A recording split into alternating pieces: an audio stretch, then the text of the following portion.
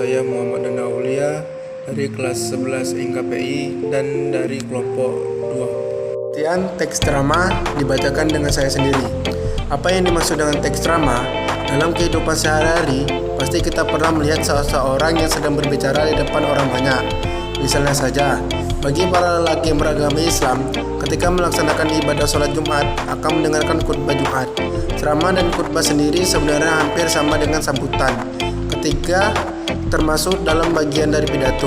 Namun, ketika kegiatan berbicara di depan umum digunakan untuk menyampaikan pikiran, gagasan, atau informasi kepada pendengar dan bersifat persuasif. Oleh karena itu, perbedaan yang paling terlihat dari ketiga kegiatan ini adalah topik yang disampaikan memiliki ciri khasnya masing-masing termasuk ceramah. Dan untuk ciri-ciri teks ceramah dibacakan dengan teman saya yaitu Rian Chandra Gunawan.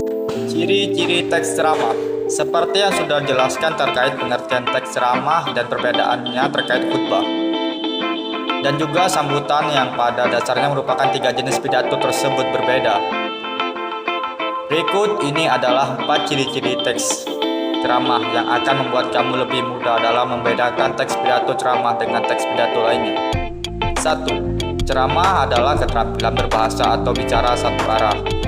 2. Teks ceramah biasanya dilakukan dalam kegiatan belajar mengajar klasikal. 3.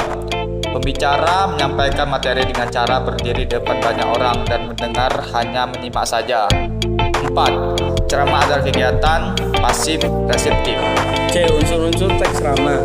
Penceramah. Unsur pertama teks ceramah adalah penceramah. Penceramah dapat dikatakan sebagai seorang yang melakukan kegiatan ceramah.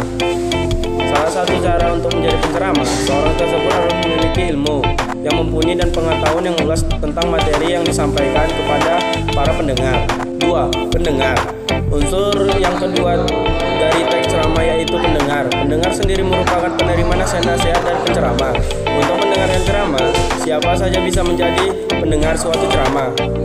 Tanpa batas status sosial, umur, jenis kelamin, latar belakang, dan lain sebagainya. 3. Materi. Unsur yang ketiga dari teks ceramah adalah materi. Materi yang disampaikan pada saat dalam ajaran suatu agama. Kriteria untuk ceramah yang bagus salah satunya adalah ceramah yang mampu membuat pendengar tersadarkan dan terdorong untuk melakukan nasihat atau petuah yang disampaikan oleh penceramah. Oleh karena itu, penceramah perlu menyiapkan dan menyusun secara sistematis sebuah materi yang ingin akan disampaikan kepada pendengar, sehingga pendengar dapat menerima dan memahami dengan baik. 4. Metode ceramah. Unsur yang keempat dari teks ceramah adalah metode ceramah. Yang metode ceramah sendiri dapat diartikan sebagai cara yang digunakan seorang penceramah untuk menyampaikan materi. Metode ceramah ini memiliki 4 jenis, diantaranya itu: A. Impromptu, yakni metode ceramah tanpa persiapan penceramah yang menggunakan metode impromptu. Biasanya memiliki jam terbang atau pengalaman yang cukup tinggi sehingga dapat dipahami. B. Menghafal, yakni metode ceramah yang dilakukan dengan persiapan. Metode ini sering disebut metode penyiapan dengan cara menghafal. Membaca naskah, yakni metode ceramah yang dilakukan dengan menyampaikan apa yang tertulis dalam naskah secara lengkap. D. Eksporan, yakni metode ceramah yang hanya melakukan pokok-pokok pikiran atau materi inti saja. Hal ini digunakan sebagai pengingat urutan materi ceramah. Kaidah kebahasaan teks ceramah.